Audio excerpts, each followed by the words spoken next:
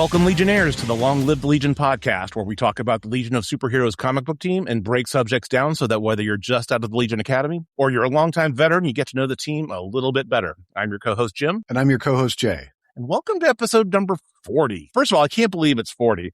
And second of all, Jay, what the hell are we talking about today? So we've gotten a few requests from our listeners to get into some of the more, what's the nice way of putting it, confused stories of Legion past. And since we just talked about Brainiac 5 and we're kind of in that mode, we wanted to take a bit of a deep dive into what happened with Pulsar Stargrave. So we're going to go way back to the 70s. We're going to talk about the creation of the greatest disco villain that we ever saw in the Legion, and sort of the strange things that happened after he got introduced to the comic. And joining us, we have a very special guest. Alan, please introduce yourself. I don't know if I'm very special. Well, I'm a different kind of special, I guess. But hi, everybody. My name's Alan Williams. I'm on the Legion of Substitute Podcasters regularly, and I also do a podcast called Watch This Space. Yes, it's done that way because there's an exclamation point. And Jim has been on when we talked about The Martian. Yeah. For that one. Yeah. It's a fun podcast. And as far as my history with the Legion, just in case y'all want to know it, that's how I learned to read. My history is that I learned my alphabet at age 2 by watching Sesame Street, because I was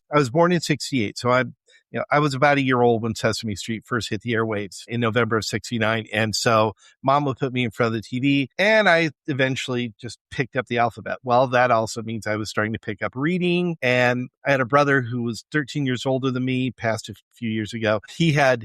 He was a comic book collector, and he had all these old Silver Age adventure comics, and I think some of the old Action Comic stories too at the time. And so I grew up knowing words like metropolis and thermonuclear or atomic, while most kids were learning like C-Spot Run. So I have been a Legion fan since 3 years old. First comic book I ever bought actually was Superboy number 200. The Wedding of Duo Damsel and Bouncing Boy. My 3 favorite Legionnaires, in fact, one of them is Bouncing Boy. Another one is Brainiac 5. Perfect. And a third one is Pharaoh Lad. So awesome. That's a little about me. I have met some of the Legion creators at like C2E2 because I live in Chicago. And so at the most coolest moment of my life so far has been meeting Mike Grell, giving him a copy of the book Teenagers from the Future. I wrote a chapter in Teenagers from the Future. He asked me to autograph it for him. Oh, that's awesome. So I was like, okay.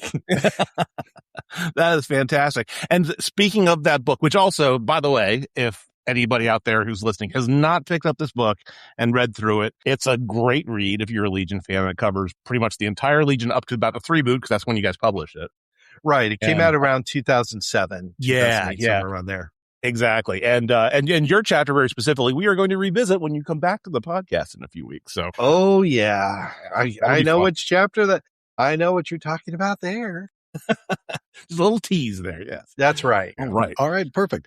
All I'm thinking now is there needs to be a second edition of that book to cover from 3 boot to present day. So I am working on a rewrite of that chapter just for the heck of it. So once it's done, I may post it out on my blog. Excellent. Make it available to everybody. And if I do, I will let you know so you can put a link out there for it too. Which we absolutely will. Nice. All right. So we're probably talking about comics that, Alan, you read when they came out. You're talking about comics that I had when they came out. Yeah. Yes. Yeah. This was right around the time I was actually buying them. As a matter of fact, one of them is one of the ones that I got autographed by Mike Grell when I met him. Very cool. Yeah, because these came out about 1977, if I remember properly. 76, 77, somewhere there. I think, I think 77, because I remember the Tyrock stuff was when it had the DC salutes the bicentennial. So it's after that. So yeah, gotcha. 77. Maybe 78, maybe, but I think not. Yeah. So what I've got written down is the first one we're going to talk about came out in October 76. There we go. So we're there, but it's cover dated January 77. But anyways, let's sort of set the page or set the stage for where we are, what we're talking about in Legion history. The idea of you've got Jim Shooter and Carrie Bates writing, although by this point in time, I think Carrie Bates has taken a step back and is just more focused on the Superman books. So kind of Shooter is rolling. Mike Grell has been Legion artist for a couple of years now. Are we still in bi-monthly at this point? No, I think No, it's I monthly. think maybe We I think switched to monthly? we're back to Okay. monthly by now. Yeah. Okay. Yeah. So the book is selling. The book is popular. It's doing really well. And we also have we have a couple of things that are happening at this time that I kind of wanted to bring up just to set the stage here. So first is Murray Boltinoff, who's been the longtime editor of the Legion, is about to retire. But according to Paul Levitz's intro to one of the archives, nobody knew this was going to happen. Everybody thinks this is just business as usual. And we've talked about Boltinoff many times in the past. He's the guy who basically didn't care about continuity, didn't want stories to continue, wanted one-issue bits. And so it's kind of fascinating. The first issue we're going to talk about, which is Superboy and the Legion 223, it's actually, would we call this a two-parter? Because it's kind of a really weird setup of a two-parter. It is sort of a two-parter. I'm gonna be pedantic for a second here.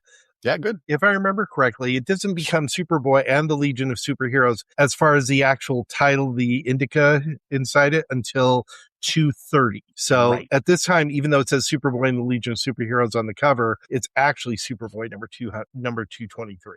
Right. Yeah. Why? Because I'm picky that way. Because even all the way back when I wrote that chapter, I was picky that way. Well, here's the thing. This is an important point to make, actually, because if you're looking at this at the physical copy versus the digital copy, you'll see that on the physical copy, exactly what we're saying. That does not exist on the digital versions on the app. Right, because the digital versions take out the little box that was at the bottom that had all that information. Exactly. I used to know what that was called because it's like for a newspaper. Masthead, I think. Or is it Indicia? Indicia. I'm probably pronouncing it incorrectly because I it's pronounce either everything. Indicia or Indicia, and I think it's Indicia because it's supposed to be Latin, but I don't know because I only took classical Latin. I don't know if they changed it somewhere along the line. I don't have Latin. I didn't take Latin 2.0. So I did take Latin for 4 years, and I couldn't tell you, but I had to look it up. It is Indicia. Yay! Perfect. You have just solved a long-standing mystery for me. If I'm reading this properly, which I might not be. So anyway, it's all good. It's all good. Okay, so we've got Jim Shooter. He's working on the book. He's come back to the Legion a few years earlier after stepping away because he basically graduated high school, which is kind of a bizarre sentence to say. And his second run of the Legion, we've talked about the highs and lows before, and he's occasionally gone down sort of weird paths. But I think this is a book where he kind of said it's time to get a new villain. It's time to do somebody big. And this is his attempt at this, working with Mike Grell. So we start off and it's the Time Trapper, which is not a surprise, but we haven't seen the Time Trapper since Adventure Comics. So this is him coming back, and he pulls 5 Legionnaires out of whatever is happening. And we get that traditional Time Trapper speech where he says, I've seen multiple universes, and the only time that I'm successful and I rule the universe is when you 5 are gone. And the 5 are Supergirl. I still have that movie on my mind. Superboy, Karate Kid, Sunboy, Saturn Girl, and Chameleon Boy, which of course makes me always wonder, why those 5? And why Superboy in particular? Everybody knows this was at a time when Superboy was going to become Superman. It was well established. So, but no, that goes back to my hot take of not liking stories of Superman when he was a boy anymore as I got older, just because of there are no stakes. But it's built-in plot armor. Exactly. Yes. But anyway, sorry. No, it's all good. But there has to be Karate Kid because it's a Jim Shooter story. That's kind of a standard, right? And then why Sunboy? Of all the characters you could pick, because he kind of does nothing. But anyways, they get taken to Time Trapper's home, castle, lair, whatever we want to call it. And I was actually really impressed by the battle between the 5 Legionnaires and the Time Trapper is actually jumping through time. So he's being affected by things that would happen on pages after the page that you're reading, or there, as you get into the book, things that happened before. So it's actually kind of an impressive writing exercise for Shooter. Yeah. I have a confession. This is actually one of my favorite stories. I'll believe it. So when you picked it, I'm looking going, it's one of my favorites. So I was just reading through it. I'm like, this is cool. This is really cool. Yeah. And the idea that everything is occurring simultaneously, but that there's almost like a perceptual filter. Yeah. So that they don't realize they're all attacking him at once. Yeah. Which makes it even cooler in a way, is because he's actually, theoretically fighting them all at the same time, but yet they don't see much of the effect of that because they're a perceptual filter. So I really like that idea in the plot. I also love Grell's work in this. The artwork, especially when Saturn Girl is apparently in the Trapper's mind, and that weird dimensional, with the hourglass and the Mobius strip and all that stuff. That's why it's one of my favorites. There's just some really cool layouts that were done here. I mean, because let's see, the Legion. Okay, so it says there's a note in here that, we haven't seen the Trapper since Adventure 338. So we're talking before Shooter started writing. So technically speaking, Karate Kid's never met the Time Trapper until now. But the layout on page 3 of the story, four if you count the cover, just that cover, that layout, and the way they're falling through, I just love that. So the artwork I have to gush. I have to gush because this is my favorite artistic period of the Legion, was Cockrum and Grell pretty much together, and then Giffen coming afterwards. Was the second. And I miss sort of the important, I don't even want to say the MacGuffin of the story, because it comes back next issue, but the reason why they're trying to get out of the Time Trapper's control is they've discovered that 4 days after they were pulled out of their time, there's a huge explosion in space and a bunch of Legionnaires die. So there is actually stakes. It's not just the 5 of them have to escape. They have to escape and try to save their teammates. And we get this great shot of Legionnaires being killed. So, within a couple of pages, Shooter has told you, here's the villain, here's what's going on. And then also, here's why it's important that the Legion gets out of this. So it's a really tightly crafted story. Yeah. Mm-hmm.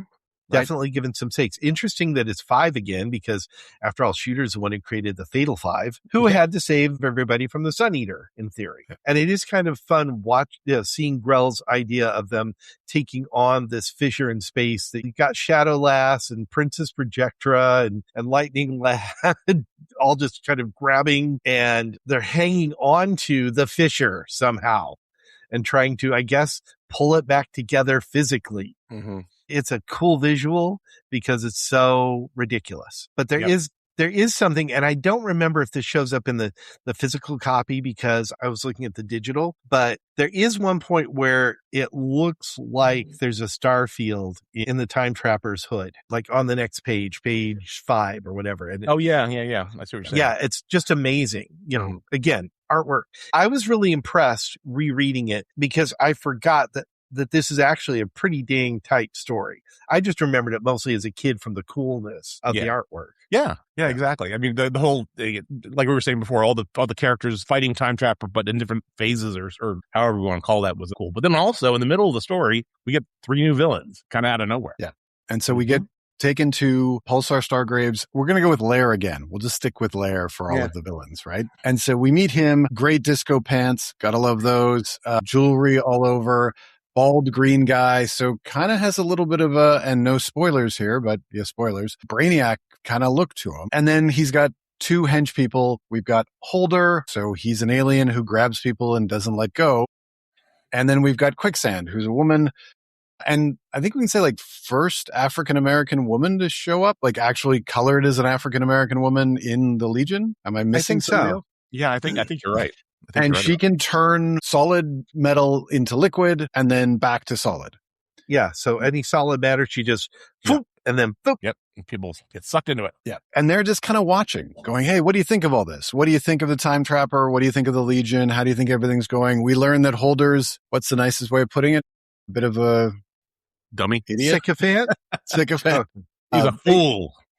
And then Quicksand's kind of just the aloof, tough character in the background. So really cool. And then we go back to the fight and we get this big fight. And again, I just wanted to sort of call back as Pulsar Stargrave's watching this, and they're making these comments, and, Stargraves keeps saying over, I can beat them. I can beat him. I can beat, I'm essentially I'm the toughest person, but we haven't seen them do anything yet. We just know he's powerful enough to spy on the Time Trapper without the Time Trapper knowing that he's being watched. Right. So we have an elevated villain here. Thoughts before I keep going?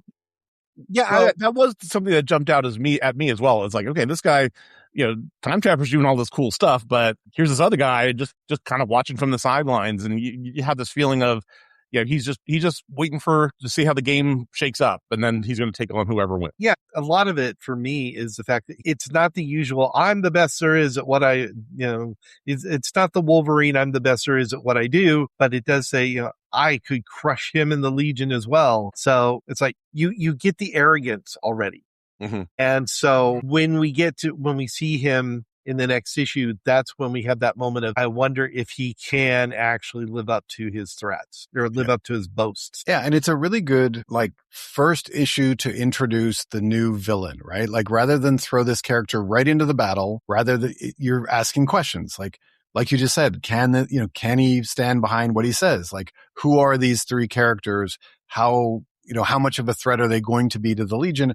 And it's kind of this little through plot that's running through the main Legion fighting against the Time Trapper story. I always say this when we talk about, Shooter on the Legion. It's a very Marvel way of introducing characters. It's not a very DC, especially at the time. Like, DC was very much, here's your bad guy, let's fight, boom. And he's kind of laying the groundwork, which, modern comic fans are used to. And especially fans of the 80s and 90s. But at the time, this didn't happen, to just have this character kind of pop in. We get to the end of the story, because as much as we'd like to talk about the Time Trapper and all of this, the Legion defeat him. And we've already talked about the Time Trapper. So we've already done that.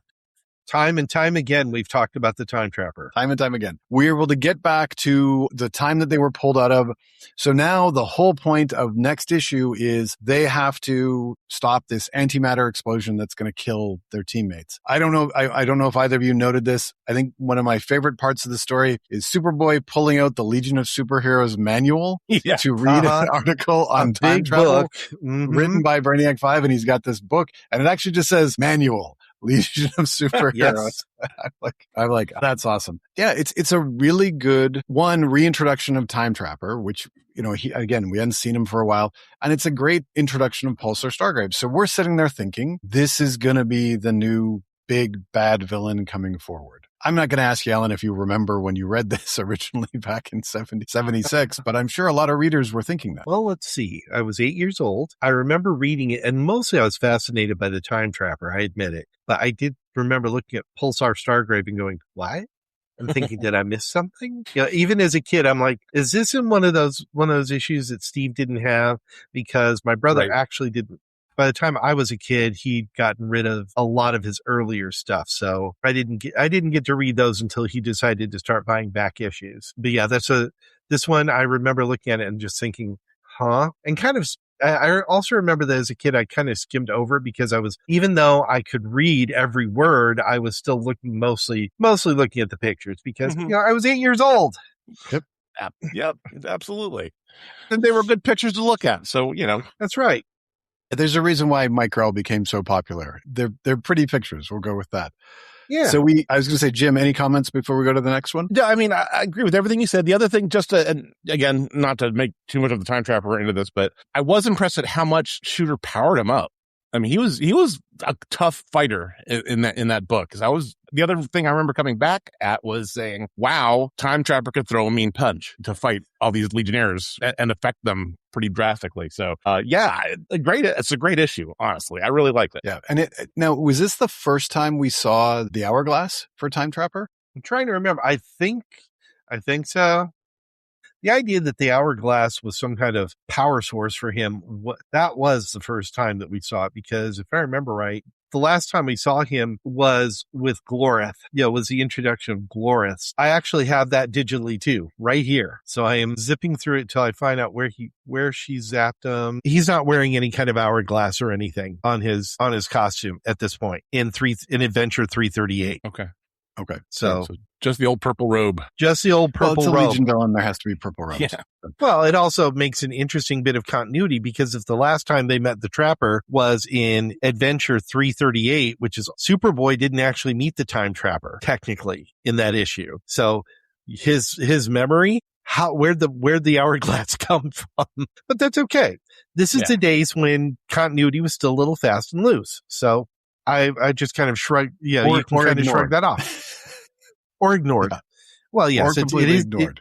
It was, it was around. We are talking around the Bolton-off era, so yeah. But we officially leave the Bolton-off era, like with the very next issue when we get to 224, and I'll go with Superboy 224 for the pedantic. Right. Yeah. So not Superboy in the Legion, and now Denny O'Neil is now the story editor and actually is part of the credits on the comic, and I think that's the first time. Yeah.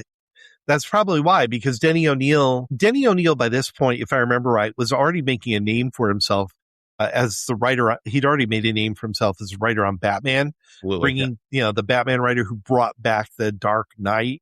Yeah. And got him out of Ra's al Ghul. got him out of the campy era. So I can see why they would want to put him on as a little extra clout for the book. Yeah.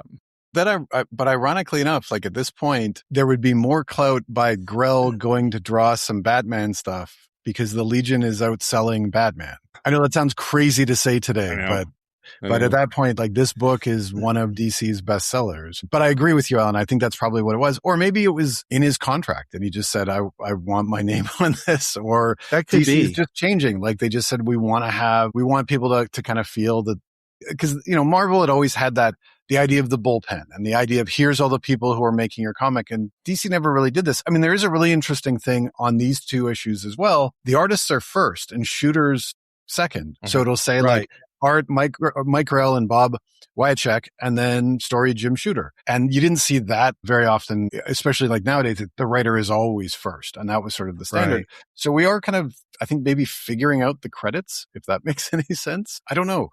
But it is interesting that we now have our second part of the two-parter, and we, again, jump right into it. We're not wasting any time. Shooter's like, I don't need 5 pages to explain where we're going. Holder is already attacking Superboy. We're on a planetoid that they're going to try to stop this big antimatter explosion, and Stargrave and his 2 minions have arrived to basically fight. Yep. And they make good use of their powers and pretty much trap the Legion almost immediately, which kind of makes sense because these are characters that the Legion has never encountered. So how would they know how to fight them or what their powers were? And they pretty much immediately get trapped. Yeah. And what's interesting is like Holder's power, as established right here, is he just grabs hold of somebody and doesn't let go. And it's like, and so he grabs hold of Superboy and Superboy's trying to get him off basically. And it doesn't work. Now I'm always curious, like the first time Quicksand, my brain is nowhere. I'm still on vacation. Uses her powers. Why wouldn't immediately flight rings be used and they'd get off the ground? But that's what I mean actually is that they don't understand it happens so fast that they're in there and then they're trapped in the ground so they can't use their flight ring. So, and then meanwhile, you have Holder doing the Brazilian jiu-jitsu on Superboy and not letting go. So. And then just when we think the fight's going to keep going, suddenly Stargrave takes a very dramatic pose. We get to see the best bell bottoms. I'm going to say, I don't know who would have better bell bottoms. Dazzler at this time in comics? Sorry? Phantom Girl. There you go. Yeah, basically at this point, it would be a fight between, if you had a fight between Stargrave and Phantom Girl, I would call it Battle of the Bell Bottoms. Yes. There you go. Yes, I agree. There you go. And although it does appear that Stargrave's pants have a little bit more bling to them than Tinya's. So they're a little bit more, Tinya's got like real full-fledged bell-bottom type pants. His is more flared leg jeans. There is a slight difference. I grew up in this era. I know these things. That's right. We're not arguing. Oh yeah. No. It's like one thing I did notice too is that if you look back at 223 and compare the designs from there to 224, you'll notice Quicksand looks a little different. Her and even Stargrave, because Stargrave in that one, at least from the coloring, he appears to have gloves and his cape's fastened a little differently. Yeah, no, you're spot on, Alan, because in 223, Quicksand's look, she's just wearing kind of bikini bottom, but here she's having, it's a bikini bottom, but one side is actually a full pant leg. Yeah, it's, what's the word I'm looking for? Asymmetrical costume. Yes. And that is also something that Grell was bringing in that you didn't normally see. Most of the time, superhero costumes like Silver Age and stuff we're pretty symmetrical. They're pretty much, right down the middle. They were pretty much the same. But this, so the artwork, even Grell did a little bit of redesign in between, apparently. Because, I mean, it's the same, Wycheck's inking both, so it had to be Grell's pencils. Great look, though. Yeah, I was going to mention this later, but I'll just say it now. Like, I'm stunned that we haven't seen Quicksand and that look after this, like as a character, because it is a very distinct. I mean, Holder's pretty okay. We have an alien that kind of looks like Greedo from Star Wars, but colored orange. And I'm not saying it's a copy because this is before Star Wars. Yeah. Yeah. Kind of that same sort of look. And then, but I mean, every time he draws Quicksand, she is in a pose. He is making her look as good as he possibly can for everything. So I kind of wonder if he's like, this is a great character I've created. I just want to show her off. Mm-hmm. And maybe it's the same with Stargrave as well. Or maybe with Stargrave, he's like, I'm just going to go crazy with this. And to be honest, I think as long as he's having fun, the editors didn't seem to care. The art looked good. So hey, change the costumes. We're cool. Like, just don't change the Legion costumes. Maybe is what it was. But to show how powerful Stargrave is, 2 panels. He solves everything, fixes the rift in antimatter, ends the problem. So now the Legion have got kind of nothing to do, right? And again, like, we're establishing a villain with true, like, bona fide. This is a very, very powerful character. And then the very next page teleports everybody back to his lair. Boom, like immediately. So, okay, so he's got the power to close antimatter fissures in space. He can teleport everybody wherever he wants. So, I mean, this guy is more powerful than, I mean, we're getting into Mordru territory now, right? Mm-hmm. I do also, I know I'm obsessing over the artwork, but I do like how Grell just basically, he doesn't put any special teleportation effects or anything. Just one panel, they're in one place, and the next panel, they're not only in a different place, but they're also in different poses. Yeah. Yep. Yeah. So which implies another level of power. Yeah. No, for sure. And then to your point, Jay, then we also get a little bit of hinting of Mordru himself, because Projector tries to scare the bejesus out of I guess Holder, and he gets scared. But then our good buddy, our good friend here, Pulsar Stargrave, he can see through all these fake illusions, and he's able to just kind of like, I mean, pretty much everything the Legion tries to do at this point, Stargrave is just like, whatever, like, you know, and laughs off Mordru is like, he's not that big of a threat. I'm not too, you know, I mean, I think again, we're just forcing power. Like, as everything's happening around him, he's just sitting in his throne, just kind of watching, and waves his hand, illusions go away. Then we get a moment where I think Jim Shooter failed science class when a whole bunch of molten metal, but that isn't hot, it's cold, lands down on a whole bunch of Legionnaires. They just go unconscious. It doesn't crush them and kill them, but we can't kill 3 Legionnaires like that. But Karate Kid's able to break the steel and get them out. Because again, Karate Kid always has to save the day. Well, what do you mean by make it liquid in a case like this? Because are you actually talking about changing the state of matter? Or are you talking anyway? Shooter obviously also failed structural engineering types of classes, because then when Starboy makes Quicksand super heavy, what happens? She doesn't like just fall to the floor because she can't get out. No, she's sinking through the floor. Right. Yeah. You know. Yeah, slight problem there. Details. Yeah. But then we get a nice little sequence, though, which I really enjoyed, where Stargrave just punches Superboy off planet, and then Superboy just kind of comes back, and he is pissed. And I just love how he just throws Holder off to the side there. And it's such a great panel. Yeah, and he's pissed. He's ready to fight. And then Stargrave gets up, gets his powers going, and basically just takes out Superboy. Like, boom. Okay, so we've just eliminated the most powerful Legionnaire, and pretty easily as well. So I'm going to keep saying this over and over again, because I can't stress this enough, because it's going to become important as we get into the later issues when we talk about this. Stargrave is just like world level powerful. Like, he is getting to dark side level at this point, where you're like, okay, this is the biggest villain the Legion has ever seen. Shooter is just laying the foundation of this. Hey, he just took out Superboy. He did this, he did this, he did this. He can read thoughts, because he starts reading Brainiac 5's thoughts, right? So he's telepathic. He's got the power of the sun. He's super strong. He can teleport. Like, he's big. And then finally we get to the sort of most important part of this book, the big reveal, where he gives his origin. He says he was just a regular, and I'm going to say Kaluan, because I love saying that, because then I think about alcohol. And the robots think he's dead, so they shoot him into a star. The star explodes, and at the same time, he is somehow fused with this, so he becomes a living pulsar, which doesn't explain half of his powers, but who cares? Also, just amazingly, some of these origins of characters get kind of out there, and this is one of them. Yeah. Yep. Yeah. And we get the very big moment of Brainiac 5 telling him, "You look much as you did before." And Pulsar asks him, "Then you know who I am? You remember after 15 years and you were but a child." And Brainiac 5 says, "Photographic memory." So Brainiac 5 knows him. Like, this is now established in the book. And we get the big reveal of why. Pulsar Stargrave is Brainiac 5's father.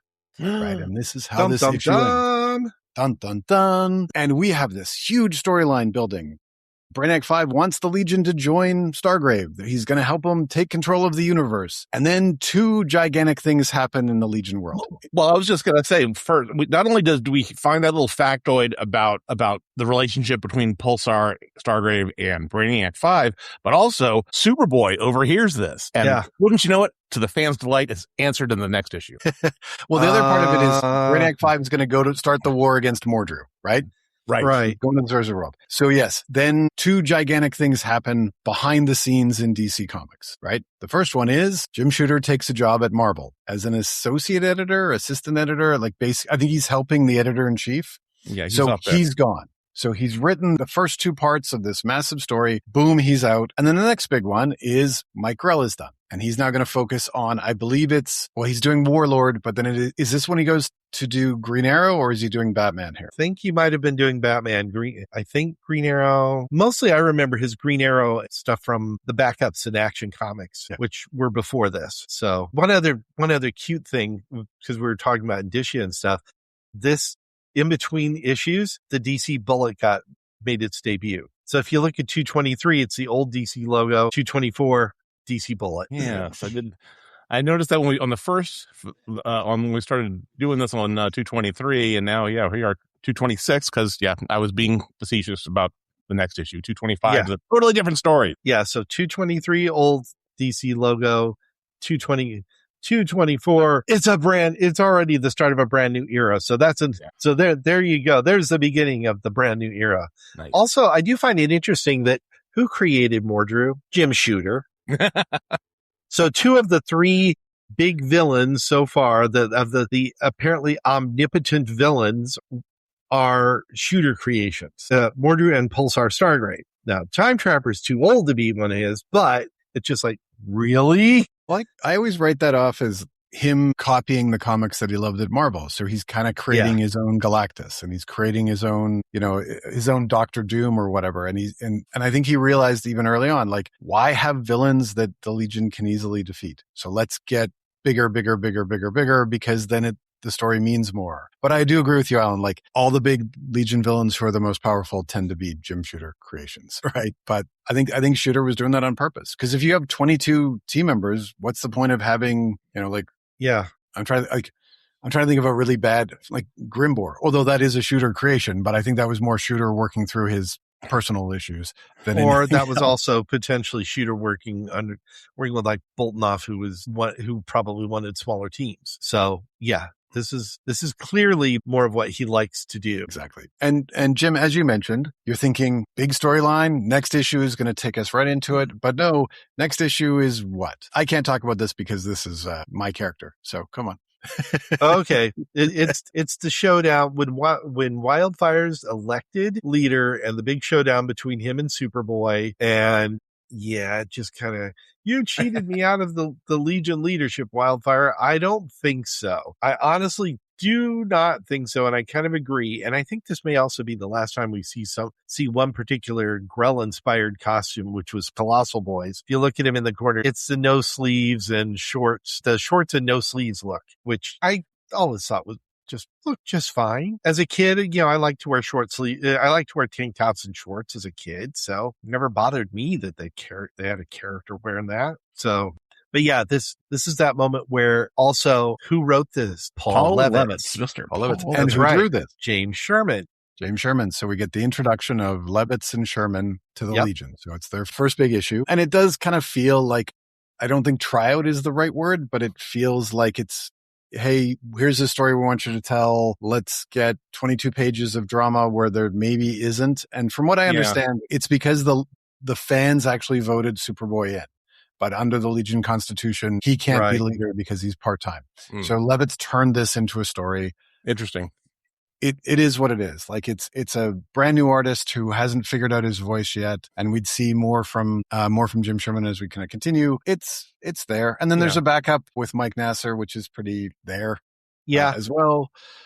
It's a story, and at the end of it all, it's like, well, no, we want to see more about Stargrave. Yeah, what happened next? All right, right. And then finally, And in the next one, it kind of looks like they're ignoring it again because the next issue, right, 226, the big part of the story is Dawnstar has joined the team in a very interesting way. And basically, new leader Wildfire is like, yeah, I don't care what anybody thinks. We need to track her. I'm going to recruit her. The rest of you, I don't care if you like this or not. This is the way we're going forward. And this is kind of Mike Grell's last, I'll say, gift to the Legion before he does the all-new collector's edition, because he designed Dawnstar. This is his creation that sadly he didn't get to draw. Except on the cover. Yeah, except on the cover. Because, Grell's still doing covers for a while. He's still up through, let's see, I think maybe 230? At least up to 229, which is right before they change to, For our story, for the story of Stargrave, the most important part of this book is the backup story, which is just a Brainiac 5 solo story. Levitz is doing it. Mike Nasser and Jack Abel are on art, and he's on the Sorcerer's World to steal the Starstone from Mordru. And I guess this is going to start the war between Stargrave and Mordru. And the big reveal here is that Stargrave isn't actually Brainiac 5's father. So it's taken us 2 issues to already retcon that out. Although retcon wasn't a word at the time. It was just them going, this is stupid. We're not doing this. Yeah. And they've now revealed actually Stargrave is Brainiac 1 from the 20th century. So Superman's old villain. So you had mentioned, Alan, before, like, you don't really like it when it's Superboy who's Superman as a child because of the plot armor. Yeah. Well, now we've just given Brainiac 1 plot armor. Exactly. Although they do make some mention that he is flung forward in time. So apparently he's not. So, and I think later they do something that indicates that he intentionally traveled forward in time. And I'm like, when did this happen? Yeah. Cause they later on, they try to merge the 2 origin stories where he was in a coma because he was flung forward in time using whatever the tech he had. And then you come in with the intro story from the last issue where the aliens caught him, but they thought he was dead. So they threw him into the star and blah, blah, blah. So. All right. So here's my big first $1 million question for this episode. Why do you think they changed this so quickly? Probably, my guess would be because Levitz didn't know what direction Shooter wanted to take this and didn't like the idea in the first place. So he's like, nah, I'm just going to drop it. Or maybe editorial said, nah, let's just drop this. So there are some definite hints of it that somebody didn't like the idea that Brainiac 5's father would be a supervillain, which is hilarious when you get to the reboot with the Dark Circle being led by Brainiac 5's mother. Right. But oops, that's spoilers for down and we're just covering that in the subs as the Dark Circle rising part. That's right. That's where you guys are right now.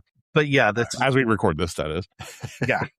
But that's a really good question, Jay, honestly, because what I'm thinking is it wasn't so much as giving Brainiac 1 plot armor, but instead making Pulsar Stargrave potentially more interesting because he has this interesting background where he is, he's actually a Brainiac. So it's another tie. You have Superboy and then you have Brainiac. So maybe they can have some point in the future where they'll fight. And, it'll be from Superboy's perspective, it's a foreshadowing, but from Brainiac's perspective, it's kind of the opposite. You know what I mean? Who knows? It's a wonderful question to ask somebody like Paul Levitz, though. That's for sure. It also does raise some interesting questions, though. Like Brainiac 5's original story was that Brainiac 1 got caught in his own shrink ray and shrank out of the universe. So apparently that didn't happen. And then you've also got this moment of, well, okay, why doesn't if that's Brainiac, why doesn't he treat treated Superboy with the knowledge that he has of what he's like as Superman? Mm-hmm. It doesn't seem to happen. He behaves as though he's never met Superboy before. What's the point of that? Why is he pulling this stunt? So there are some issues, but at the same time, I also think that maybe that was to help explain the extremely improbable origin of Pulsar Stargrave. Otherwise, I mean, oh, look, I just happened to suddenly merge with a star as it's going nova. Yeah, but we're in a world where you have a guy who got swallowed by a space whale, and we're still fine with that in 1976, 77. I'm not disagreeing. It's one of those where every time I read this, I think the easiest option is to just keep going, because you could just say his dad was Brainiac 4. He's part of the villainous squad. Again, you've created this great villain. And we've all said this, we spent the last, 45 minutes talking about how great these 2 issues are in introducing this character. Yeah. And now within 2 issues, they've kind of undercut like what he could be, because we know, okay, well, now we know he's an android. It's not a person. Okay. So we have that there. And I would just think, if I'm a writer, wouldn't that just be the easiest way to go instead of, I'm going to do this twist? There's a part of me that just thinks they were pissed at Shooter leaving without really warning. And they're like, okay, we're just going to make this different. Like, we're just going to, because again, they're all in their 20s at this point. So it's not like there's, and again, we're not thinking in terms of, hey, we have this character that's going to last a long time. It's just, I always find it funny when we get to this issue, because we've already just said like, nope, everything you read is gone. And so now moving on, they have to constantly say, well, Stargrave was lying and Stargrave is this. But then how did Brainiac 5 recognize him, right? They just said photographic memory. Exactly. That's why I called it out in that issue. Like, he said, yeah, I remember you. I was 15 years old. So, and we've just said, nope, all that is gone. So how does that kind of, to me, is a tell that there was something that Shooter did have something up his sleeve for where he wanted to take this. But I think once Shooter left to go to Marvel, DC's like, okay, whatever he did, undo it or change it significantly so that he can't claim it or some stuff like that. I don't know. But, it's a very interesting tack way from what they were doing. Yeah, I mean, if it was later on and there was actually royalties that you'd talk about, I could see them saying, we're going to make sure Shooter doesn't make any money off these characters, so we're just going to make it Brainiac 1. But that's not a concern at this point in time. So I don't think it was a money concern. I think it was just probably more ego and spite. I don't know. Yeah. That'd be my guess. I mean, it's not very clear why they would have changed it, but at the same time, I mean, staring at it, just kind of, okay. Yeah. I mean, I think that I think also they were kind of cleaning up a little bit of some of the older stuff that was lingering. I mean, you've still got, I just did a quick down the rabbit hole, and Mike Grell's still doing covers for quite a while. So he's not completely gone, but he had created Dawnstar really, I think, when Shooter was still there. I was trying to pitch it. So I really think what happened was there was a sudden that they brought Levitz on, said, do what you want with it, sudden shake up. And maybe Levitz just thought, well, I'm not sure that this story would work that well. Yeah. But again, I don't know why it wouldn't. I'm with you, Jay. I mean, Levitz could have taken that story and run with it. The only thing I can think of is that maybe because I think he was still relatively new, he had been writing All-Star comics for a bit, but other than that, I don't know what else he was doing. But so he was still kind of feeling his way through too, because I remember some of his early All-Star comics issues were a little rough too. So it's probably that establishing himself kind of thing. Yeah. It could also be as simple as, you have Levitz, who's admitted, like, he was begging O'Neill for this job and was like, please let me write the Legion, please, and he'd been wanting to take over for a while. And I always think when the fan takes over, and we've seen this throughout the history of the Legion, the first thing, they always do that, like, well, that's not how I imagine this character, or that's not, like, to me, that wouldn't be canon. And I just wonder if it was something as simple as, no, Brainiac 5 can't go work with his dad, and we can't have this twist because that's not who the character is. The character's something else. Mm-hmm. I don't know. I just think it's like, this is one of the first Legion stories that I when you do the rereads and you get to this and you go, I see not a clear path, but I see a path. And then with the next issue, Jerry Conway just kind of say, screw that. We're taking the off ramp that we didn't expect to take. And I think that might be another problem as well, is that you've got Levitz writing, and then you've got, as we're going to talk about with issue 227, Jerry Conway is now writing. And instead of Jim Sherman, we now have Joe Staten drawing, right? So it's like, how are we keeping this consistent anyway? I know. It gets very, very strange very, very quickly. That is for sure. Right. And so now we start off 227, and we have a fake Brainiac 5 trying to kill Legionnaires, which kind of came out of nowhere. Oh yeah, completely out of nowhere. I shouldn't say kind of. Yeah, it's like, which comes out of nowhere. There was something I did want to say about the end of the revelation is Element Lad saying that, they need to find Brainy, because if he kills Stargrave, then he'll be expelled from the Legion for murder. It's like, Brainiac's an android. How exactly are we defining murder in this case? Because at one point they didn't they didn't seem to care if something was a robot, so long it's like, oh, it's artificial life form. Okay, you can destroy it. You're destroying that. You're not killing that. Now suddenly it's, oh, for murder. Really? Are we going to have the whole Ken's Newhor thing again? Yeah. Well, it's also, so they don't want to prevent the murder to prevent a murder. They want to prevent a murder so Brainiac 5 doesn't get expelled. The team. Like, not a, hey, the sanctity of life. Let's make sure that like, see everybody. It's some interesting writing. We'll just go with that. So, all right. I was going to say this. I feel like I've been talking way too much, and I wanted to hand off to Jim for 227. Or are you okay with me continuing? I am totally okay with how we're taking this, because it gets a little bit wacky, and I think part of the thing that's bothering me here is that, I think, like you're saying, it's just the whole lack of consistency that we have going on here, right? Because I believe, if I'm not mistaken, we even see inconsistencies in the spacesuits. Because remember, we were talking in the tech episode about, this is definitely for sure. So in 225, they're zipping around in space and they're in their trans suits, but with the helmet on. But then now in 227, they have the full spacesuits on again.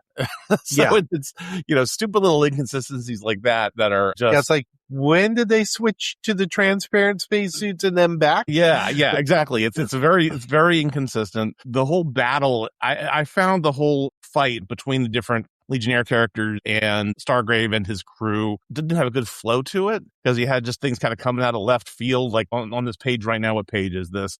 11 on the digital, where this warthog comes out of nowhere and starts fighting the robot that they're fighting against. And I'm guessing that is Projectra's. That is Projectra who does that. She says something about it. Yeah, but why would that affect a robot? And the whole thing is just the beauty of a good illusion is in making it real. I'm like, that still doesn't explain things.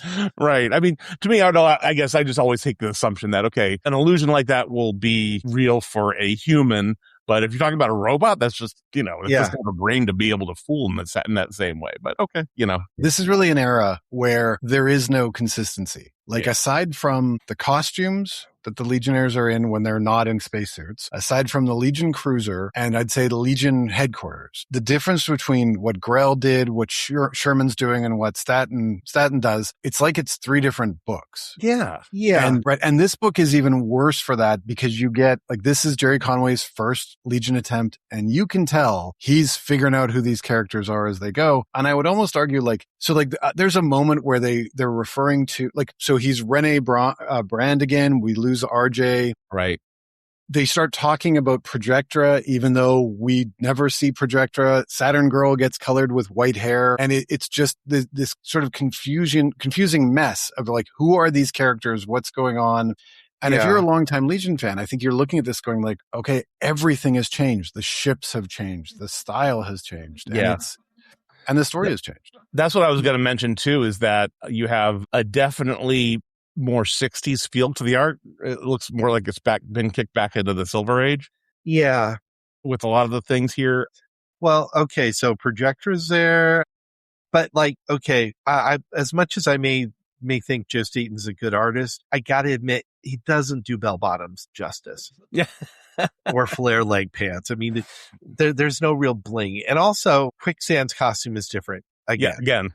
I did notice that too. Yeah. I'm like, what does she just bring a spare wardrobe change for every time she appears? Although this one looks a little bit more like her first appearance. Like all he did was look at 223, which would make sense. Just a quick, because we also don't know how much time Staten had ahead of time to research the characters. And what you were saying about, it's all the changes, but the costumes are consistent. When I was doing that little deep dive, I happened to notice there also were a few times where when Grell was doing the covers, they went back to Colossal Boy's no arms, no arms and bare legs. And I'm like, okay. So this was a period when they were doing a lot of changing of writers, and you could tell that almost all of them were treating it like, okay, if this is my first chance at this, I'm going to take it my direction. Yeah.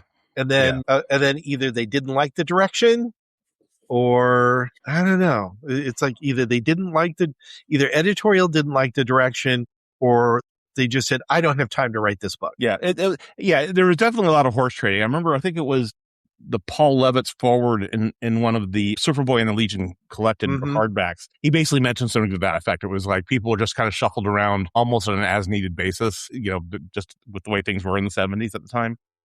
Yeah. Which was a strange thing to be doing with a book that was selling that well. Yeah. Yeah. I don't know. But I guess they just figured people are just going to buy whatever they want to buy, Yeah. And you got to remember, DC, I think up until, I'm going to say early 80s, was still operating, I mean, especially from high up with that kind of the same ethos from the 60s of like, put a gorilla on the front, it'll sell.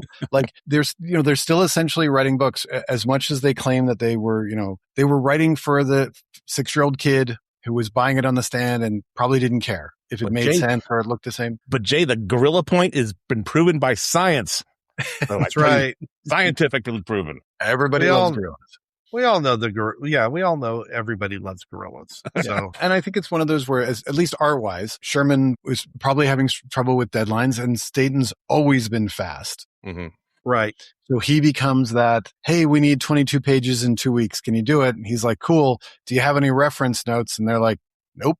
So he just starts going. And I think the Legion as well at this time, and I've said this on a number of podcasts, is that I've always got the sense that DC could never figure out why they were popular. And I think they just thought, as long as we got Superboy right, we're good. Like, we're gravy. This is perfect. Although, you know what, Jay, you made a good point that made me think about something about them sending okay, Joe, you got the assignment now, and any references? No, but you do have this Superboy 223 issue you can take a look at, right? And maybe that explains some of why Quicksand looks the way she does, because that's the way she looks there, right? So I'm wondering if that's actually what happened. Well, and here's the other thing too. If you think about it, who writes 228? Paul Levitz. So we go back to Levitz.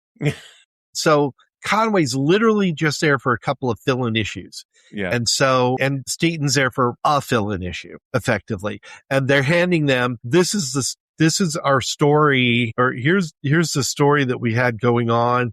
So I kind of don't blame Jerry Conway for just kind of saying, fine, I'm not on this boat for long. I'm just doing it as a fill-in. I'm going to do it my way. Yeah. Yeah. And I will give Conway credit in this, is that as much as I want to, nitpick the mistakes, but I mean, this is a guy who's not a fan. And like you said, and this is probably hey, we need 22 pages and Levitz is busy doing something else. Go do it. He's at least trying to add like little character touches that might not always hit, but like they're at least there. Yeah, exactly. And he's crafted a I don't want to say good story, but he's crafted a story that at least moves this forward and I guess kind of accomplishes it, which is really kind of funny because it's a fill-in story, but it's also the end. Like it's the end of the Stargrave story. And we get two really non-Legion moments, right? Like the first one is Brainiac turning to Lightning Lad and saying, hey, the person who's pretending to be me, just blast him and kill him. Yeah. And Lightning Lad's like, okay, zap. Luckily, it's a robot, but Garth didn't know that. I looked that back up because I was kind of thrown by that too. He does actually say, okay, I'm going to give him just enough of a jolt that if he's a human, it will stun him. So if you don't, you give an electrical shock, and then it looks like Garth is saying just enough to stun him if he's alive, more than So there are moments, but honestly, you have to reread this book like 2 or 3 times, I think, because some of it just gets kind of lost in the shuffle. Yeah. And that's not anybody's fault per se. I mean, again, Conway, not a Legion fan, but I don't blame him if editorial said, well, we have decided we are going to finish this book finish the storyline by 227. And by God, we're going to do it if we have to get a fill-in writer to do the last 2 issues, and they get a fill-in writer, and the fill-in writer says, well, I don't know that much about this. Okay, well, let me throw in the kitchen sink. Yeah. Well, yeah, you were, and to continue with the like un-Legion things, the story ends with Wildfire and Superboy punching. So Wildfire's not using his powers, just punching him, and they punch Stargrave into sun. The star. I know. Like, essentially killing him, right? So we just had... Well, there's 2 things here. Either you're going to kill him, or you're going to make him more powerful, because that's how he came to be in the first place. Yeah. Exactly. and it's so funny because at the end of it, they even say, let's see, that'll keep that should keep him out of the way for a while or something. And it's like, what? Yeah. I mean, I did enjoy, there seemed to be a little bit of an homage moment there to 224 when, when Superboy gets punched into orbit, right? Right. And this is a nice little flip on that. But then you're like, okay, but what are you doing to him? It just seems kind of odd. Yeah. And he even says that should keep him out of trouble for a while. I'm like, maybe not. Maybe. Well, I mean, and even if it doesn't, and please correct me if I've got this wrong, and you said you have to read this 2 or 3 times for it to make sense, there's still Stargrave robots on Kalu that are causing trouble. Like they actually say, like they defeat or did I misread this? Because I will be the first to admit, like by the end, I'm like, okay, they're talking about a robot army, but then they also say the Stargraves attacking those plants were phonies. But this is what Wildfire says right before he punches him. So are there multiple Stargraves that were part of this attack, and we just didn't because they say that's why Phantom Girl, who of course forgets to turn on her powers, so she gets blasted, and why Shadow Lass and Shrinking Violet get blasted, but none of them die because those are just robots. And I'm like, huh? And then of course they keep referring to him as Brainiac and Stargrave. So you're like, right. Yeah. It's almost written to be, how do we make this comic as confusing as possible? Or Conway going, I only got 22 pages and I've got probably 50 pages of story to tell. So let's put the pedal down and let's go. I think that might have been it. It might have been that he may have even planned for 3 issues instead of 2 to wrap this up. And then they said, wait, Levitz is down again. He's coming back. Wrap this up now. And Conway's like, okay, I'm not handing this mess off to someone else again. So let's give the readers a conclusion. Yeah. The Phantom Girl, I was like, why would you ever not stay in Phantom form? I know. If if you don't know what you're going to encounter. But apparently they did take out the robots from what I can tell. But the story is confusing in that way that certain movies I've watched that I got it because I saw between the lines, but other people were complaining, well, what about this? What about this? It's like, well, you can see that this happened because of this happening later in the movie. And I'm not going to name anything, but Batman versus Superman does come to mind. I was one of the people who was like, wait, do you or don't you want everything handed to you on a platter because you're complaining that the original edition version didn't, and now this version did, and now the Ultimate Edition does, and you're complaining that it hands you everything on a platter and explains the plot, the things you thought were plot holes. And I think that we're seeing that kind of here is that you got to read it. You got to read it, and you got to kind of fill in some of the blanks yourself. I guess. I mean, I was looking at this and I was like, okay, well, obviously that one Brainiac 5 imposter was a robot or an android, but but otherwise, I was just thinking there were the robots in the museums that were animated, right? And then you said, okay, well, these guys are going to be the slaves of the Coluans once I've taken over, blah, blah, blah. I didn't get the sense there were any other androids, any other Stargrave androids, but I could be wrong. There were the two Stargraves the other 2 Stargraves, not the one that Superboy and Wildfire ran into, but the other 2. So like the one that Phantom Girl ran into and the one that Shadow Lass ran into. Yeah. Those 2 Stargraves were fakes. Okay. Yep. And I also question the logic of, well, this must be a Brainiac 5 imposter. He would have used his force field belt. Why would he use his force shield belt necessarily? I mean, I'm sorry, but there's never, up until now, there was never anything that truly indicated. As a matter of fact, you see him later. Yeah, there's that coming out and wait, no, that's not Brady. Somebody was miscolored because that happens a lot in this. Yeah. So the idea that there are some definite logic leaps in this and some things that are not as clear as they could be. Right. Right. So I was going to say, Alan, saying that they're not spoon feeding you the story. I think you're giving this comic a lot more grace than I would. I think this was a rush job. I think there was not a lot being paid attention. I mean, and I think the holes are there because I mean, look, we're talking about really great professional creators. I mean, Conway is a great writer. We've seen this. Satin will become, this is the beginning of his career, a great artist. And if you've got Denny O'Neil watching over it, but like this just doesn't make sense. Nothing about this makes sense. And they're just throwing crap at the wall, hoping the reader's not paying attention. I don't think it's well, you missed it because we didn't spoon feed you or whatever. I think it was no. That's just no. When I was talking about when I was talking about that movie, that particular I would say movie, I was talking I don't about think there was. I'll say the same thing about the movie. I don't think it was because they weren't spoon feeding you. I think it was just badly written. But we can talk about that on another podcast. Yeah. That's on those. We'll just have to beg to differ a little because I don't think they're that falls under the category of I just don't think they're as bad as a lot of people claim they are. That's all. I didn't not saying they're excellent, but you know. Yeah. No, I get what you're saying. Anyway, Joe Staton had been around for quite a while. E-Man. E-Man and stuff. So he it's not like he hadn't been drawing before. And matter of fact, he was around this time also starting to take over for All-Star Comics too. So because this is around the time that Wally Wood left, if I remember right. So yeah, what we're looking at here is just people who aren't familiar with the material who were handed this. And it is a rush job. I agree. I think if anything, the greatest enemy of the Legion, namely DC editorial, is significantly responsible for this because they probably said, we are holding to our timeline of how to finish this instead of saying, we'll do a couple more fill-ins and let Paul Levitz come back to it and finish the story his own way. Yeah. I mean, this is being in an era where editorial, and more specifically, I think back office editorial priorities were not what they are today. Like not exactly. Their priorities were more get the book out, and this is the story we had planned for it. Just write the story and be done with it. Yep. Hit the deadline. Yeah.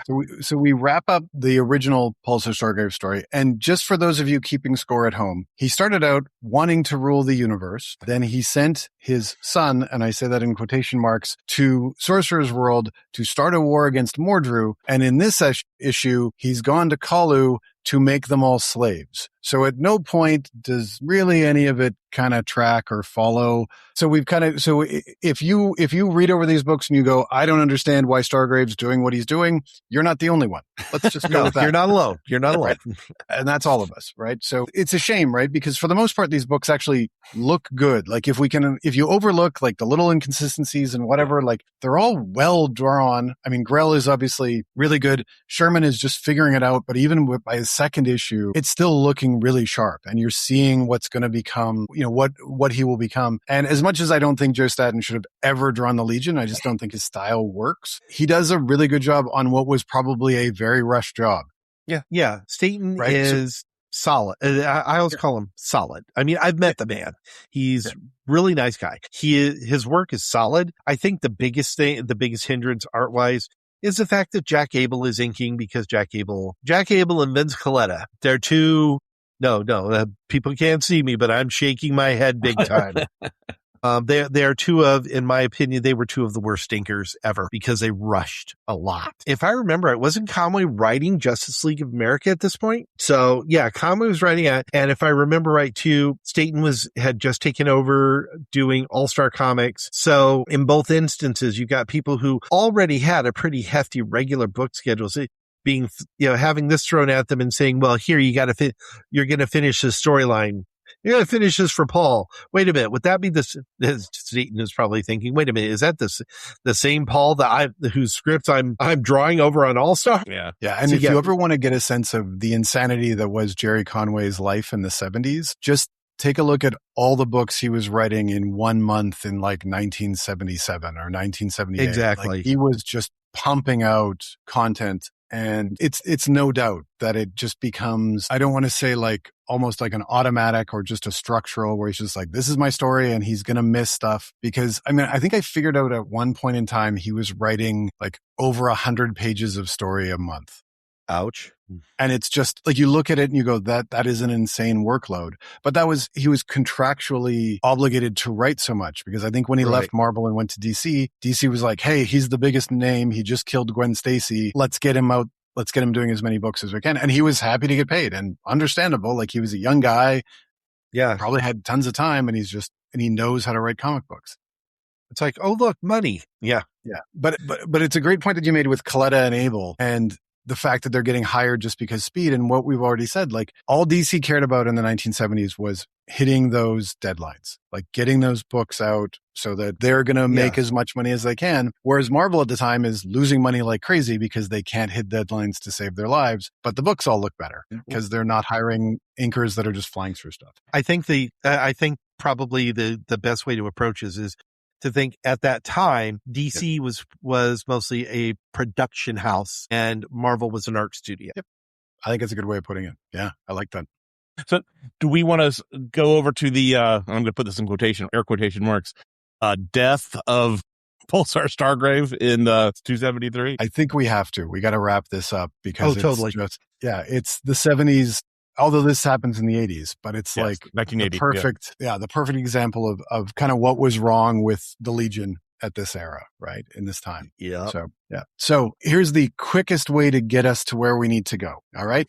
And I will apologize to anybody who hasn't read these comics because I'm going to fly through about 4 years of history in about 10 seconds, which is Ultra Boy's ex-girlfriend gets murdered. Everybody thinks it's Ultra Boy. They find out it's not. They find out that it's Brainiac 5. Brainiac 5 goes crazy. He tries to kill everybody and he destroys the Legion clubhouse. Well, actually Wildfire destroys the clubhouse. But anyways, Matter Eater Lad goes crazy because he eats the Miracle Machine. But we still have the moral problem of Brainiac 5's a murderer. So yes, he's cured of being insane, but he still should be punished. So when we get to Legion of Superheroes 273, which is into 1981, so we are 4 years after Pulsar Stargrave gets introduced, and we haven't seen him since he got shot into the sun. And I think at this point in time, Jerry Conway is starting to think, hey, I have to tie up all these loose ends that I've been ignoring for 4 years. And this is the way I'm going to do it. So we start off with, oh, by the way, when I did that speech, if you can speed that up to 1.5 speed. It was more than 10 seconds. It was more than 10 seconds. Right?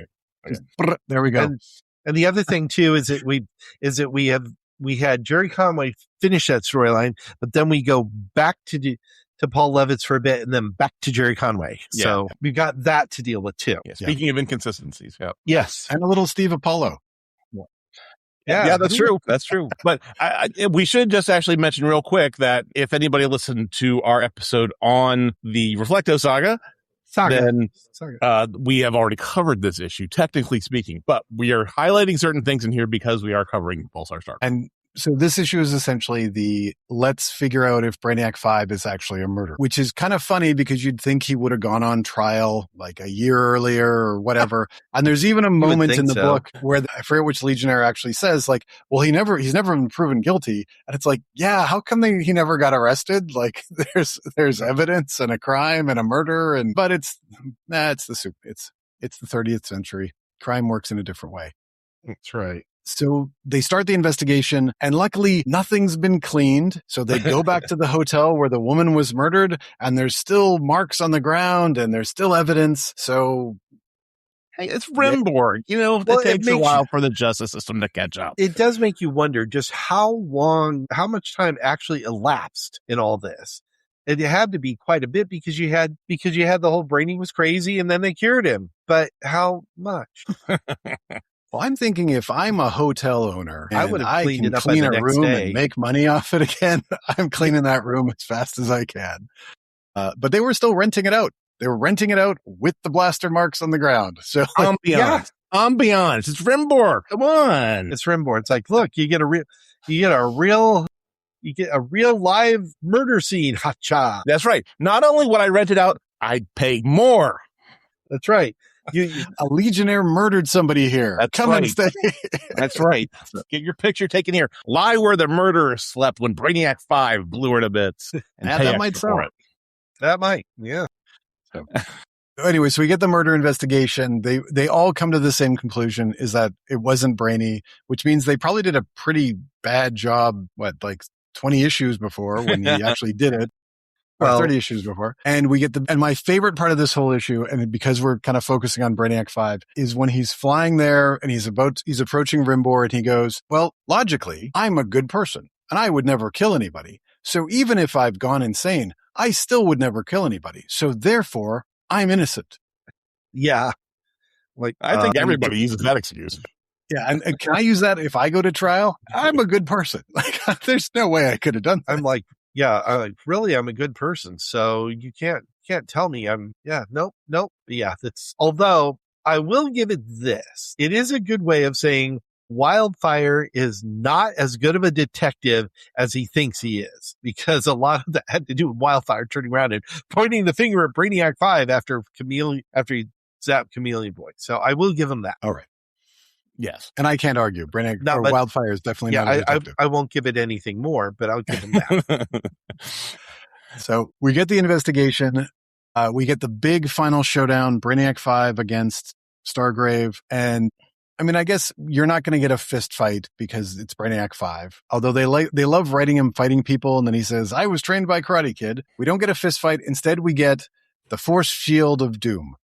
And he basically just wraps both of them into one of his force fields. And he says, Stargrave, my force field's more powerful than anything you can do. So let's remind the listeners from the beginning of this episode, this is a character who is powerful enough to flatten Superboy multiple times. This is a guy who can teleport wherever he wants. This is a guy who can read thoughts, so he could tell what Brainiac 5 was going to do before he did it. And let's not forget, this is a guy who ripped open space to the space-time to an antimatter universe and sealed it right back up with basically a snap of his fingers. So Brainiac 5 wraps him in a force shield bubble, basically kind of taunts him a little bit. Stargrave then lets off the biggest Nova Blast he can to try to escape and kills himself. So he basically just blasts himself to dust, and Brainiac 5 is safe because he has a second force shield around himself. And that is the end of the Stargrave saga for good. And that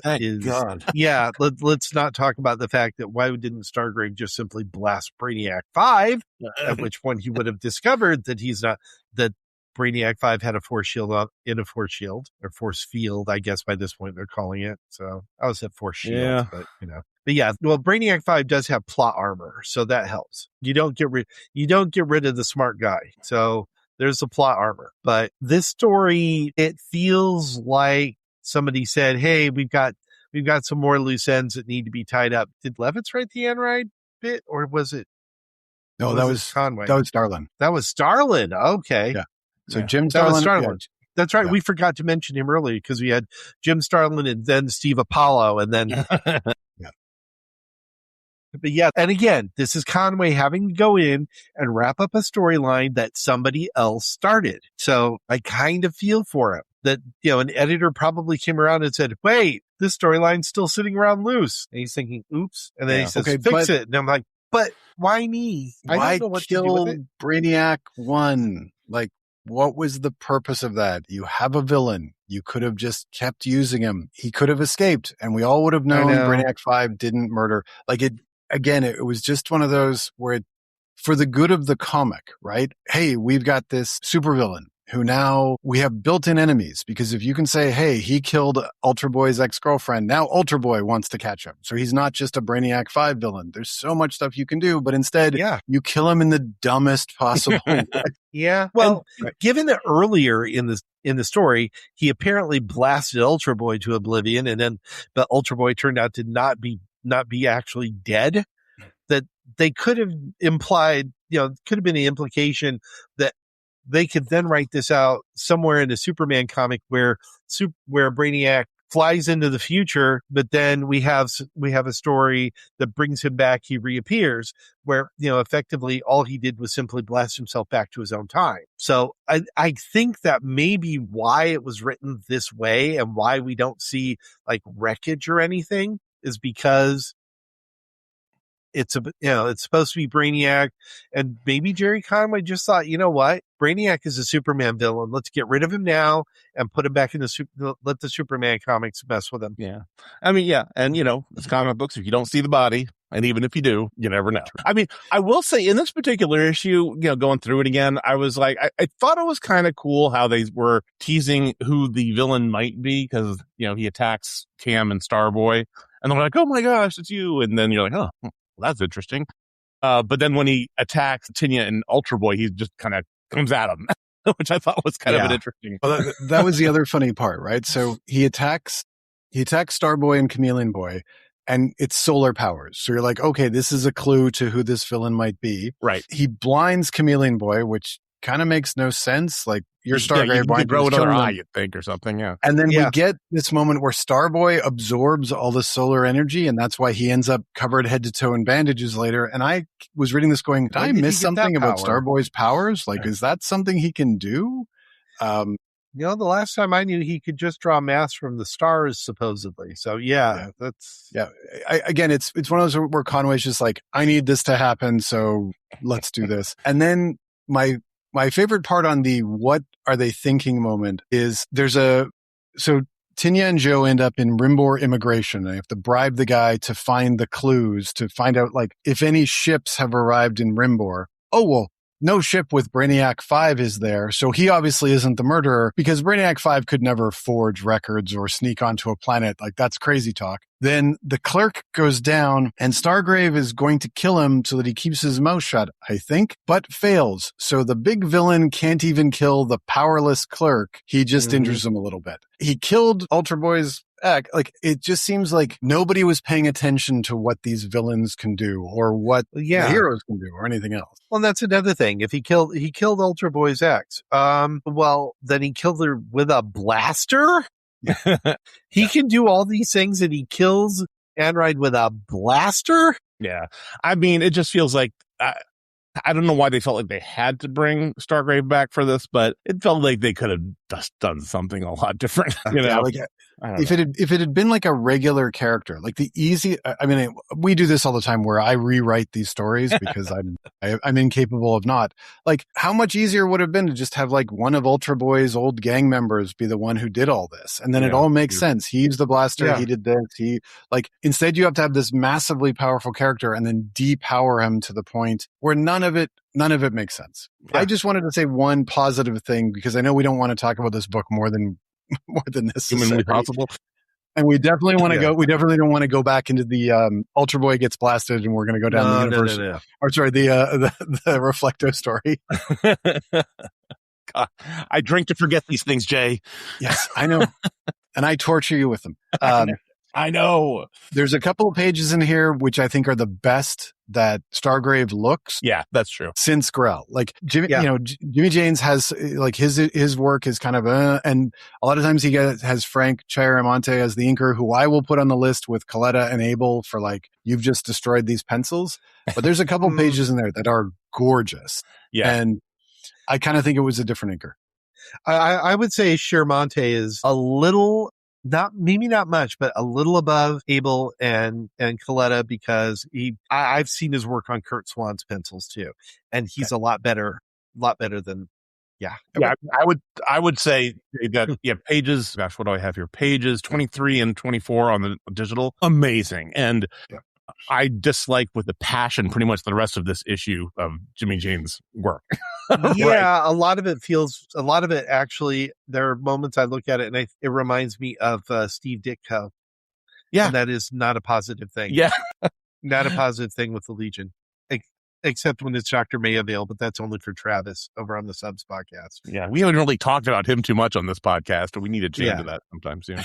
All right, so let's wrap this up, because we've once again done a deep dive into one of the dark corners of the Legion history. So I'm not going to ask the question of should they read this. No. Well, unless you're a completist. The first two parts of the story, as we talked about, I think those are good stories. Like when it's Grell and it's Shooter, this is a great setup. And I think that's why this is such a tough read, because this could have been something epic. Like, this could have been the Legion elevating to the next level. I think if Shooter hadn't taken the job at Marvel, or if DC hadn't decided to just undercut everything that he did. Yeah. Because just imagine the storyline where Brainiac 5 has to decide who he's loyal to and where he goes, and it's Legion against Brainiac 5, and it's like, you could have had so much fun with this. I like the Time Trapper, but he's more of a manipulator.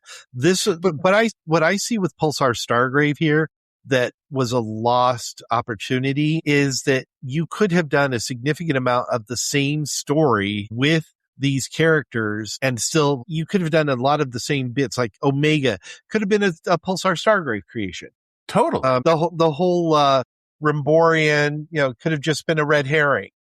Mm-hmm. Could have thrown I mean, Brainiac wasn't known for being that kind of manipulative, but maybe he'd learned something by that. You could have you could have done a lot of things. You could have continually had it where he was being flung around in time as well. Maybe it was a war with the time trapper. So there are so many things they could have done. The storyline itself comes out as an absolute mess, but in some respects, I think what writers have done with the character after that, not counting the substitute hero special, but what writers did with the character after that were much more interesting. The idea that he becomes a mysterious character because they're trying to honor everything that came before. Mm-hmm. So yeah, this story, I recommend 223 because I just love that story. Yeah. I love that story. I would agree completely with that, Alan. I mean, 223, 224, if you're going to read anything of this storyline, read those just because they're really good. They're really well read told. those and then make up the next chapter and make up your own versions of the next chapter. I mean, I don't like to be one of those armchair quarterbacks when it comes to writing, who says, well, I'd write it. I'd do this. I'd do this. Well, it's like, yeah, if I were doing it, and if I didn't have those constraints, whatever constraints they had at the time, this is what I do. But, I'm not going to fault them at the same time for what they did do, other than to say it could have been significantly better. Yeah. I think that's a perfect note to end that on. Yeah. So I always go with I always recommend Legion fans to read through this era, warts and all, like with the understanding. And I think, Ellen, you put it really well. Like there's the constraints of the area. Like we haven't even gotten into DC implosion when things are chaos and crazy. And we haven't got into, so you have to, if you're reading this expecting, like Levitt's Giffen at their peak, you are not going to get that. But if you're reading this going, hey, this is DC publishing a book that is really struggling behind the scenes and is really struggling to figure out what they are. But at the same time, like, I always say this about Conway when he's doing this is like, at least he's taken swings. Like he's definitely not in the top 10 of Legion writers, but I think he's at least trying to add stuff, and some of it works and some of it, like he hits home runs on a couple of things and he strikes out more often, but at least he's not trying to be safe, I guess is the way I'd put it. So like, I think this is the worst possible way you could have ended a Stargrave story. And I think the confusion is just horrid, but then, I really think the Stargrave story is ultimately a case of too many cooks in the kitchen, really. Yeah. It was handed off too many times by, and writers. I mean, I do a lot of writing myself for mostly I'm a technical writer as my job, but I also do writing fiction and science fiction for fun. And I can tell you want to leave your stamp on a character. If you're going to grab somebody else. And I mean, we saw that with 5 years later. We're seeing that here with different writers as they handle Stark. Yeah. I mean, it's interesting too, because you have the scenarios that we see in Hollywood a lot where you have, too many cooks in the kitchen because you have too many writers all putting their ideas into one thing, and some poor sap has to be the one that knits it all together somehow. In this case, you perfectly said, Alan, the potato is just passed from one person to the other too many times, and there's too much lost in the translation. When I was a kid, there was a game that we had called Time Bomb, which looked like the old classic cartoon bomb. And it had I remember this. Yeah. It had the little wind up in it, and you had to pass it until it, the timer went off, and then it was like, whoop, you blew up, and everybody else.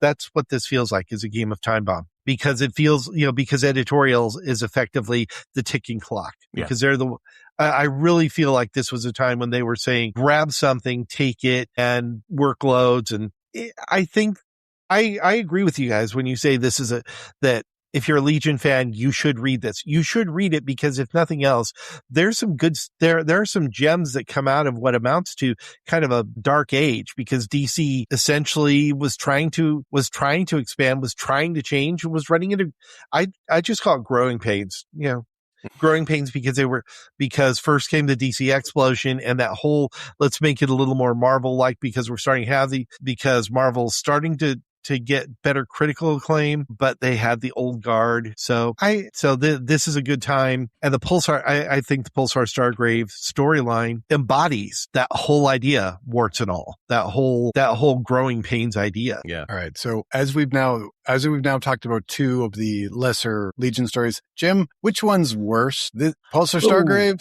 or Reflecto? Oh, man.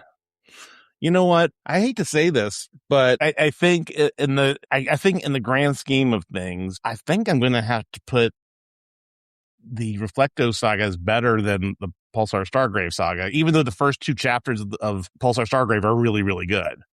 Just because I think it's kind of what you're all saying here. At the end of the day, the Reflecto story all up kind of amounts to something. You kind of get something out of this, where I don't know if you really get anything out of Pulsar Stargrave at the end from a Legion perspective. That is obviously, like you're saying, the character still does survive and shows up in the future. But yeah, I think I'm gonna stand by that one, even just because of that. I think Reflecto is longer and drawn out, but Stargrave as a whole is just like, okay, what did we just do here? what are we left with? And the fact that they overlap with each other is kind of, well, I don't know. I guess that's interesting. One leads into the other. Yeah, right? Definitely. Alan, what do you think? What would you put ahead, or what would you put first or worst, and then second worst? Okay. What I have to say, the worst one for me is the Reflecto saga, because it was being done all in one big lump. It's also the worst case of continuity gymnastics I've ever seen. Whereas at least Stargrave, even with everything that went wrong with it, he was still meant to be kind of a new character that they then sort of, as you put, retcon before the retcon was a word, the old character into kind of an older character, but they played it through at least to this point. They were still playing it through of, no, he lied to you. Even well, I recognize your face could be explained away. But yeah, there's a lot of Reflecto was a mess. And Reflecto was just a little bit too much. Let's play gymnastics just to get a character whose statue appeared in an adult Legion story so that we can put a statue in there. We're putting a statue up anyway, like he's this. Well, yeah, no, I would take this over the Reflecto saga. Yeah, that's fair. I mean, and the other main reason that I'm going to put Reflecto ahead of time or ahead on this is because in the middle of that storyline, you get the Lord Romdor's castle story. There, I said it. I'm not taking it back. Okay, well, yeah, Romdor's Castle and Dr. Mayavale. You can't, I mean, if you've got those, they do kind of trump everything else. All right, Jay, what say you? Well, I have a bias. I have the built-in bias, so I can't be objective on this. The Reflecto saga is what got me into the Legion. So there you go. It's always going to have I'm always going to put it above something else, because as much as I can admit that there's a bunch of crap and there's a bunch of bad stuff in there, I read over those books and I remember when I was a kid, and they were golden to me. So I will put it over that. If I was going to attempt to be objective, I'd just say, at least with the Reflecto saga, they didn't waste what could have potentially been one of the big 3 Legion villains. Like, I think, like you mentioned how Pulsar Stargrave they could have used him for a bunch of stories. I think he could have been another Mordru, like used properly. It's like, here's this other guy who wants to take over the universe. And instead they just tossed it away in kind of the dumbest way possible. Whereas at least with Reflecto, we got space pirates. We got Dawnstar and Block in the 50s Earth. We got insanity. We got Lord Romdor's castle. Yeah. Yeah. Okay. For zaniness, I will give you the Reflecto saga. For how much you had to screw around with Legion continuity, I'll take Pulsar Stargrave. So good. It's like, they both have their good points, and they both have their bad points. Yeah, this is very true. Yes, I mean, we're being very diplomatic here. This is good. Well, I mean, you get the amazing time trapper story in one place, and you get Lord Romdor's castle in the other. So, I mean, you know. Honestly, though, I remember I should go back and check the tape, but when we did the Reflecto episode, I remember there were a couple issues in there that were really well done and well paced. That I really enjoyed. There were some. Yeah. It's just the overall weight of it was just like, oh, okay. I think for me, what killed the Reflecto saga, which is not something, there weren't enough issues here for this to happen with Pulsar Stargrave, but what killed it for me was when suddenly the big reveal that, oh, look, it's Ultra Boy. Oh, no way, it's Superboy. No way, it's Superboy. Reflecto is Superboy. No way, he's got Ultra Boy's mind. What? So as opposed to this, the Pulsar Stargrave, I think if it had been going on nonstop for the same number of issues, it would have been just as big a mess, I think. That was the way it was at the time. Yeah.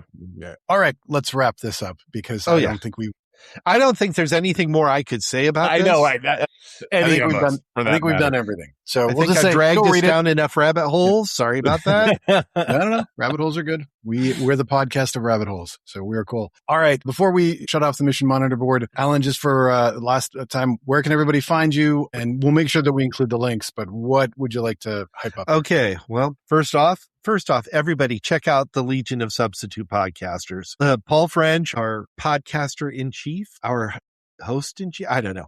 He's the one who started. He's the podfather. There we go. He's the one who started it. He was on talking about the tech. So you heard him. It's legionofsubstitutepodcasters.com. Easiest place to find it because I think links are for everything else. Then there's my podcast, which is on a little slower pace right now, but it's Watch This Space. And the reason is because it's Watch This !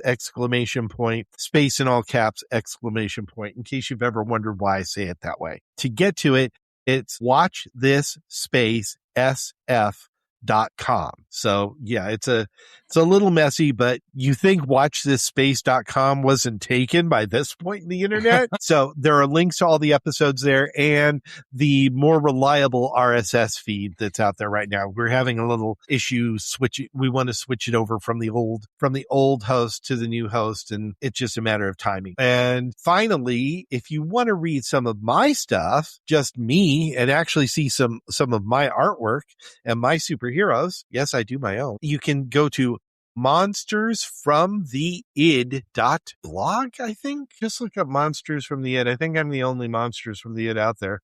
Let me see. Blogs. Monsters from the Id. Yep. monstersfromtheid.blog. Awesome. And today I learned that there's a .blog domain name. So yeah, I got it through WordPress. So nice. It is nice. It is. So if you ever just want to mess around and get bored and read somebody's short story type stuff, go look at me. Jim, where can I find you? Right. Well, I have my Legion Reviews website at jimboslegion.blogspot.com, where I have several reviews of Legion or Legion adjacent comics and a couple of thought pieces here and there. So give that a read. You can find me personally on Blue Sky at jimbofett.bsky.social, on Reddit as jimbofett87, and on Discord as jimbofett on the Legion Fan Club Discord, as well as the CPOV Discord. How about you, Jay? All right. You can find my review columns at jmlonglivethelegion.blogspot.com. I am still deep in Retroboot, so the fun of Legion Lost. That's all I can say. If you want to find me on Blue Sky, it's at jmckiernan.bsky.social, and you can find me on Reddit or on Discord with my username Drake Burrows. And how can they contact the show, Jim? If you want to follow the podcast or get access to the Legion Discord, we are at longlivethelegion.bsky.social, or send us an email and tell us what you think at longlivethelegion2025@gmail.com. Give us a 5-star rating on your podcatcher of choice, or even give us 2. That's even better. And then we're also on all the other socials too. We have a Facebook group page. We have an Instagram page. We have a YouTube page. And I think that's it. So good. All right. Let's close up the mission monitor board. Let's call it a day. I think we have beaten Pulsar Stargrave, much like the dead horse that he is. And we only have one more thing to say, which we say at the end of every episode. Long live the Legion. Long live the Legion. Long live the Legion. Long live the Legion.